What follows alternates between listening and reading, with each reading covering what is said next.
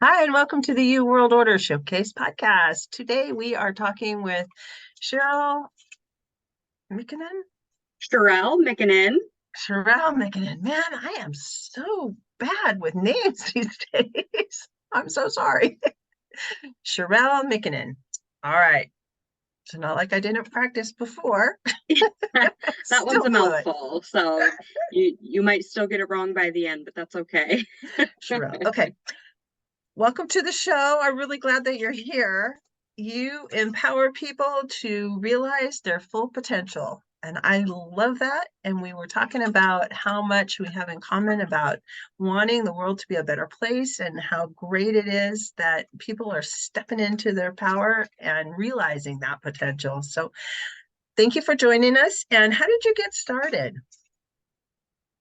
That's an excellent question. I've always been passionate about being the best version of myself. It's something my mother instilled in me. Then I was like, "Stop it, Mom. What I'm doing is just fine. Mediocre is good." But having been raised that way, uh, in 2007, I was introduced to the book The Secret, and that premise of what you think about, you bring about, and you have the power to create your reality, and you can have abundance and prosperity and joy just really lit a fire in my heart to understand that concept on a more spiritual and scientific level. And so for the last 15 years, I've been reading all about self development and self help and how you can truly create the world the way you want it to be by focusing on your perception. And that translated into my work life, in my personal relationships, in my interactions with the person at the gas station to give them a little bit of light. And over the years, it shifted to me wanting to teach people that, hey, you can do this too. It's all possible for everybody. And um, I, in my corporate job, I tried to incorporate this passion piece and having these conversations about what sets your soul on fire. And it was really hard to incorporate that in the business world. And so I found ways to inspire my leaders and find my passion in leadership and tried to marry the two.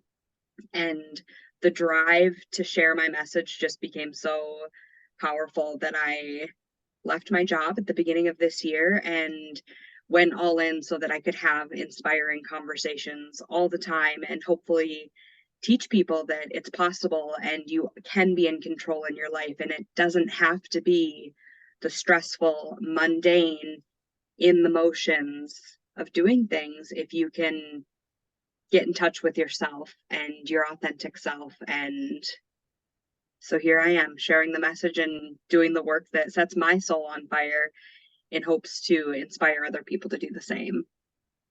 Oh, I love that. It's it's so true that it's like turning on the light sometimes. And in a dark space. And when you turn your light on, then others feel like, oh, I can turn mine on too. I can be me. I don't have to be somebody else who I was told to be. I think that's a huge piece of it, is that what do you want to be when you grow up? And you get stuck in this thing and you become a business person, and that becomes your identity. And it was for me. And I loved it. I loved my work. I loved my career. I was passionate about it. I was passionate about my people. But was it really who I wanted to be? Was I living my life the way that if I could choose everything I wanted, is this what it would look like? And the things I wanted to do more of, like cooking and growing flowers and spending time with my family and taking a random day trip somewhere that didn't work around somebody else's schedule. And I'm not saying you have to quit your job to live the life of your dreams. You can absolutely incorporate it, but we get so caught up in, I am a parent, I am a business person, and we forget about what our dreams are and what our soul wants, and getting in touch with that free spirited energy that we all have access to. We just forget that we have access to it. Yeah, I think the we forget is really kind of crucial in this conversation because we we do segment things into blocks, boxes, we like to call them around here, the mom box and the entrepreneur box and the wife box and the maid box and all of the things that we are part of our everyday existence that have to be part that you just have to take care of some things in life. But we we often just get overwhelmed and it just like we forget, no, I'm me. I'm not these individual parts, and there's got to be a way to make them harmonious and let you be you in the process. I love the way that you put that because, like I said, it's not quitting your job to create this. It's finding the balance and the alignment in all of these things and creating joy in the small pieces. In the beginning, I said the interaction with the guy at the gas station. That's not a monumental, intentional, I'm going to change his life. It's a genuine, hey, how are you today? I hope you're having a great day, and making eye contact. And when I'm cooking the meal for my family, instead of, oh, this is a chore, I got to cook again. How can I get to be creative. I get to work with my hands. I'm getting to show my love by cooking a meal and finding little ways to incorporate the creativity and incorporate the joy and find small ways that as you do more of that for yourself, you turn that light on a little bit brighter each time. And here's the big change the world piece is that when you're feeling better, the people around you feel that. They feel that energy. And then they go to school or work and they're passing on that energy a little bit. The guy at the gas station is smiling a little more nicely at the next customer who walks in. And the ripple effect is where we have the chance to be the change that we want to see Yes. in the world and create it.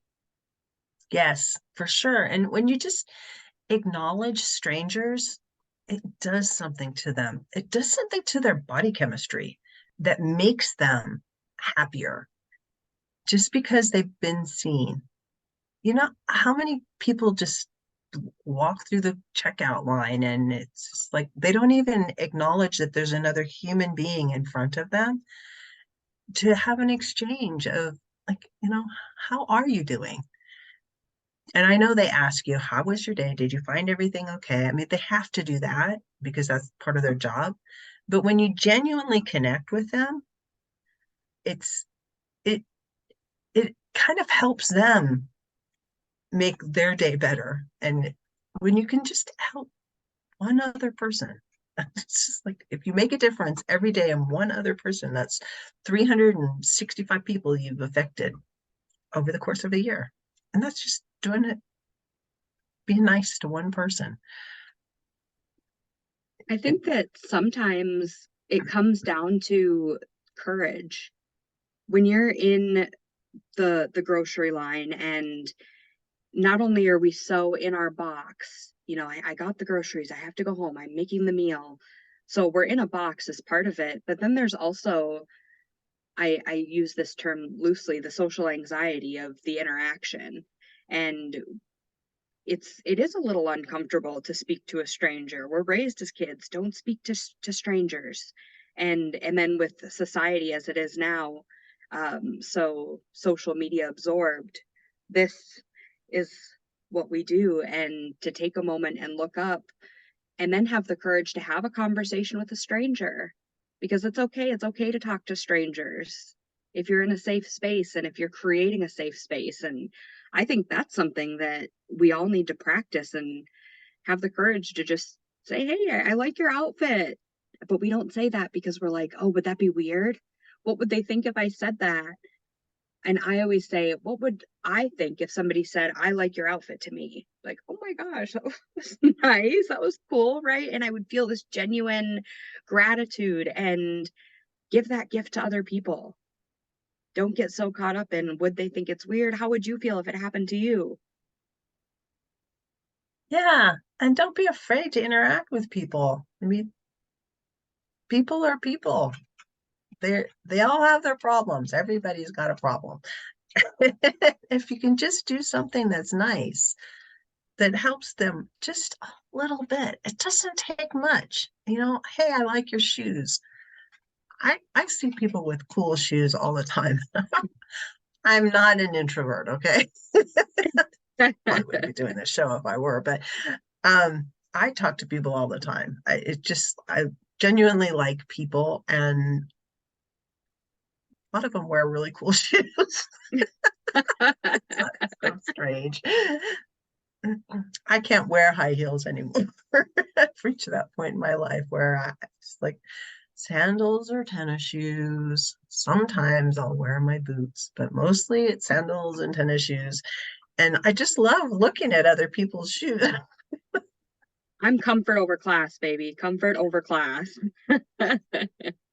Yeah, But me it too. is taking the time to notice other people, and it doesn't have to be grandiose things that we do to change our own lives. Mm-mm. It's true that we're stressed, we're overwhelmed, there's to-dos, and how can we manage our stress? How can we change our mindset? Because that's where it all begins. We create these beliefs and we tell ourselves, my life is so stressful, my life is so busy, I'm so overwhelmed, and you keep repeating that message to yourself, and then you feel like there's no way out. And Depression giving the happens. awareness to people that they have the power to change that perception is astronomical if they're open to it. But some people don't even know it's a possibility. So the art of the possible is the art of the magic, and part of the message that I want to be able to share with everybody. It seems like such a simple message, but it took me years to discover it. It was just like, and when I did, it's like, oh, I have all the power. And when you come to realize you have all the power to make life the way you want it to be, that's so empowering. Just like, Plain and simple. That's so true. mm, It is empowering, and it's not like you reach a point where you get it, right? It's always a practice, because our mind is always playing tricks on us and telling things we're not good enough, and you're always going to have stressful situations. You might always have to have a job, whatever that looks like to you, but it doesn't have to define and put you into a box where you can't create something bigger and better for yourself. I always say success breeds success. That's not an original. Everybody's heard that saying. But the definition of success is different from person to person. To one person, that might mean living off the grid in the cottage in the woods. For another person, that might mean lavish holiday vacations at all inclusive resorts, or, weekly getaways with their family. But climbing the corporate ladder and being a CEO of whatever corporation that you want to be a part of, like however you define success. But that's part of the problem too, is some people don't even know, what does success look like to me? What does my dream life look like? What do I want out of life? Because we dive right into the to-dos and the responsibilities, that all the possibilities kind of drift away. And then it's hard to, I'm amazed at how many people I'm like, so what brings you joy? What do you like to do for fun? Well, I don't know. I guess I work a lot. It's like, okay, that's fine. That's great. Does it bring you joy? And maybe it does, but if it doesn't, how can you incorporate things that do bring you joy? And what does success look like? What is your dream life? I see, I just have to share this. I saw this woman on TikTok yesterday, and she was giving a little tour of her house, and her clip was, I collect weird things. And she had a little hamburger telephone, and she had a little chair that was a flower, and each of the petals broke out into an individual chair. And they were just, she had pink walls in her house. And who says you can't have pink walls in your house? Like, you're an adult, you can do whatever you want. And we restrict our creativity in in the box. And she really gave me this vision of creativity and freedom that we forget about. And it doesn't have to be as lavish as painting your walls pink, but use that as an analogy to get in touch with your creative side and play with it. Play with the creative energy, because when you get in that space, it's childlike and it's such a fun energy to be in if you can unleash the creative beast. Yeah. And giving yourself permission to not have to conform. Like my daughter painted the door in her room, which we now live in. And I love that door. It's just, it's, I mean, she didn't just like paint it one color. She made it, it's an image, but it's an abstract sort of sea motif. At least that's what I see in it. But it's like every time I go in the room and I see the door, I'm just like filled with her. I know that she created it and I love that door. And there was a time when my sons, we had this house that only had 3 bedrooms, and my father-in-law lived with us, and I had 3 kids. So the boys slept in the family room. That was their bedroom. It had 2 doors, but it didn't have a door to the rest of the house. So I mean, you can just, there are no rules. You know, you're talking about painting walls pink. I'm like, ah, it's a room. You can make it whatever you want as long as it Absolutely. There's fits a your needs.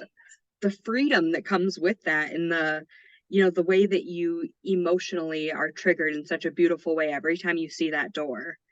It's Mhm, a connection that you share with your daughter, whether she's there or not. mhm. And the expression that she was able to put into that, and the pride that she could see in her art. And um have you ever heard of the book The Artist's Way by Julia Cameron?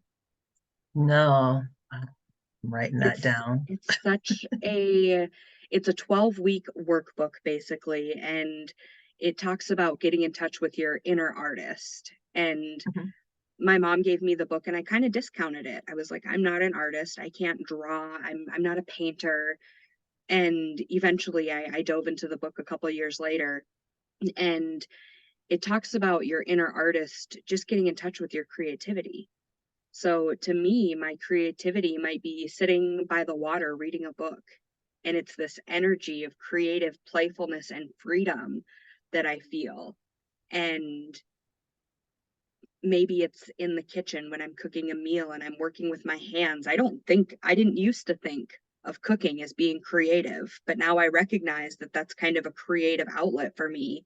And having the courage to try new things is a huge empowerment piece, that once you have the courage to try something new, you open this whole door of exciting possibilities. And that's where the dreaming can start. Oh, I didn't even know that I liked going to community plays. That's way outside my zone, but turns out I loved it and I'm passionate about it. And maybe you become involved, or maybe it's just a hobby that you have on Friday nights to go watch the play. And trying those new things and getting outside of your box takes courage, but that's where you get into the playful energy, but also begin to dream and design your life the way you want to. Go ask a 5-year-old kid what they want their house to look like when they grow up, instead of what they want to be when they grow up, and ask yourself those questions. And you can become so expansive. And when you start to feel playful and bring this happiness about you, that's what everybody wants, to be happy. And much like success, happiness has its own definition. It's very different to you than it is to me. But if we can embrace that and find out what triggers our happiness, how to manage the stress and the get out of the box, and then share that with other people and be the change. Yeah, the idea of changing how you view the world, your perception, and allowing yourself the freedom to just let whatever happens happen, but having a vision of what daydreaming. You know, we were told so much, don't daydream. But that's where all the great ideas start. It's in a daydream, you know? I remember once when I was hiking, I was a teenager, we would go on these long hiking trips, and I was the tallest, so I have two sisters, and my mom was short. My sisters are short also, shorter than I am. Um, so I always had to carry the lion's share, and I would have to daydream because I was in so much pain carrying this junk. Um, and I would daydream about having chickens. And, we always lived in the city. So we never had chickens or a garden or animals. I mean, we had a dog, but that was it. No cats.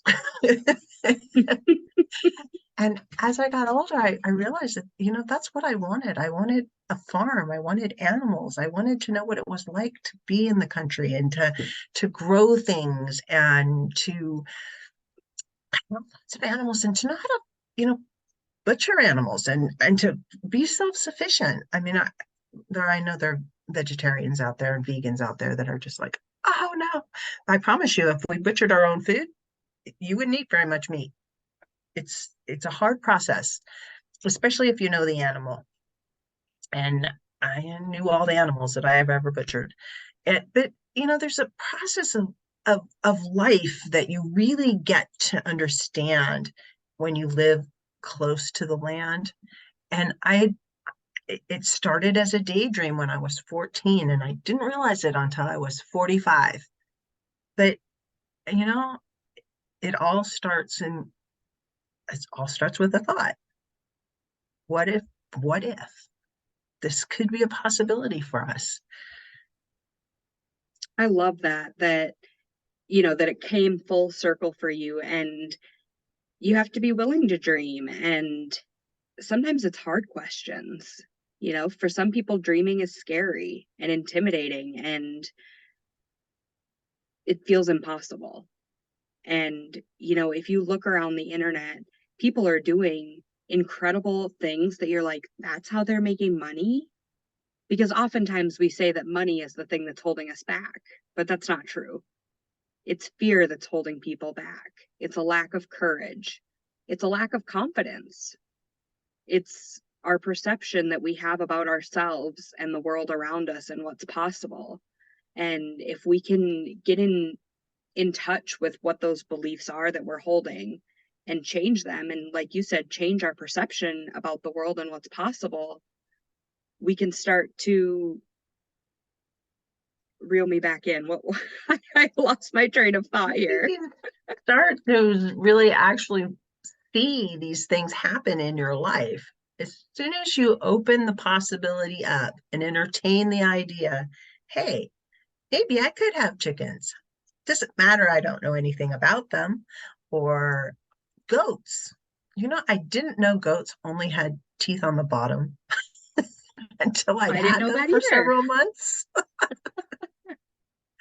I wanted goats. Don't ask me why, but I loved my goats. They were amazing creatures, and I learned so much from them.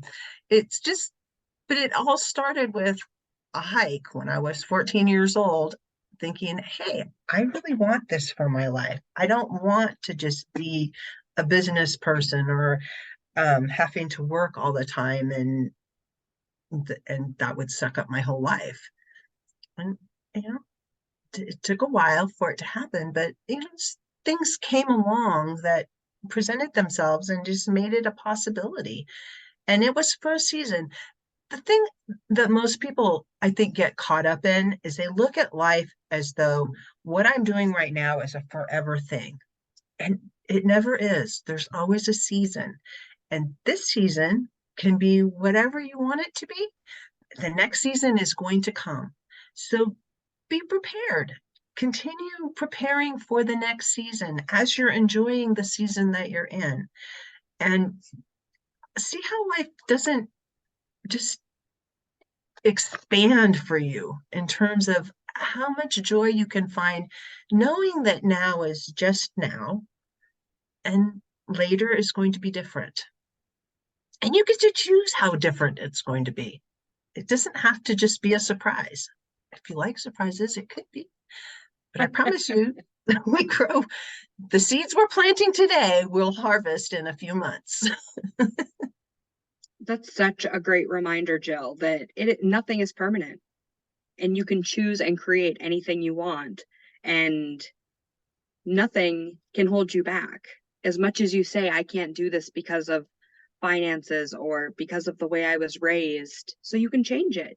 You can change your finances, you can change your job, you can change the way you spend your money so that you can have more money to do the things you want. I hear so often, I can't do this because of my finances. Well, who's stopping you from making more money? Nobody, you. That brings me back to the people on the internet who are doing the silliest things. I just posted this morning. There's this woman who I follow. It's called the Dope Kitchen, and she gets high on marijuana and then cooks a meal. And she's silly and she's funny and she's authentic and she's expressing her creativity. And I think she just started doing it for fun with no intention of anything grandiose. And now she has brands reaching out to her and she's advertising all kinds of things through her cooking videos. And she works from home and her job is to get stoned and bake goodies. Like, don't tell me that your dream isn't possible, because anything is possible if you believe it. And again, she probably didn't start out with the intention of, I'm going to create a life by doing these things, but she just got in touch with what brought her joy. And all these doors opened that she never even imagined possible because she was willing to just play. And we all have That to do that and take the yes. risk and And change your when you perception. get into that zone, things become easy. When you're trying to do something that you really shouldn't be doing, or isn't really aligned with who you are, it's always really difficult. And it's like pushing the rock up the hill. But when you're in the zone where you know what you're doing, you know how it feels, you're really excited about it, man, it's just like all the doors fling open and it's easy sailing. So easy. Absolutely. That's the name of my business is Align Life Works. And I'm a Libra, and a Libra is always looking for balance. And if we can aim to create balance in all the areas of our lives and incorporate more joy and creativity and all the things I've been talking about, and you get in alignment with your true self and your authentic self and what your purpose is and what brings you joy, life just works, and it's easy and it flows. And that's the message that I want to share, that it's possible. You just got to figure out how to do that, and the information is out there. Right? That's the thing about all these things. The information was out there for me to learn how to do a business, but I didn't know what to do. I was like, I know what to do, but I don't know what to do next. And that's where having a coach helps you, because I've done the process. I know what can work, and I can help hold you accountable and give you the energy to have. You are the 5 people you surround yourself with. So surround yourself with somebody who's enthusiastic and inspiring and believes in you and believes it's possible.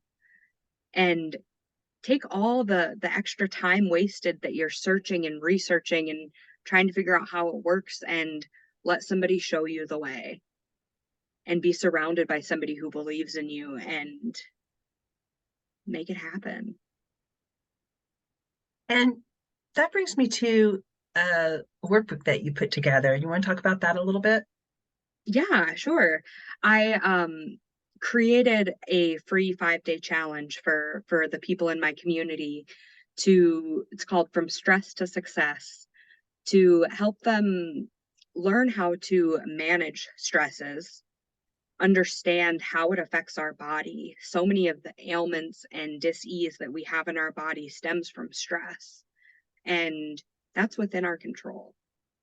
And so throughout this program, we talked about what is stress and how it affects our body and how we can manage it, and the overthinking and anxiety that keeps us in the box, and how to step outside that, and analyzing our limiting beliefs, and how creating confidence gives us the courage to step outside that box and ask those hard questions and the fun questions and create the life that you want.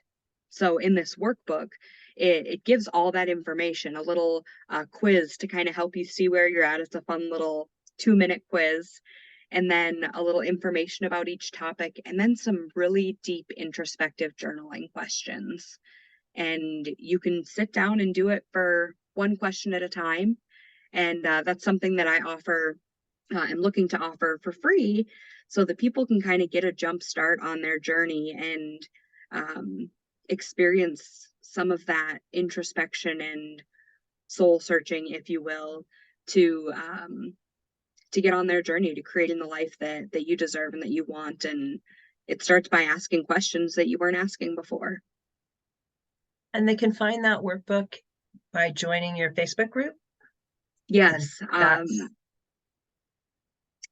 facebook.com/align-life-works is the private Facebook group that you can join. I would love to have you as a part of the community.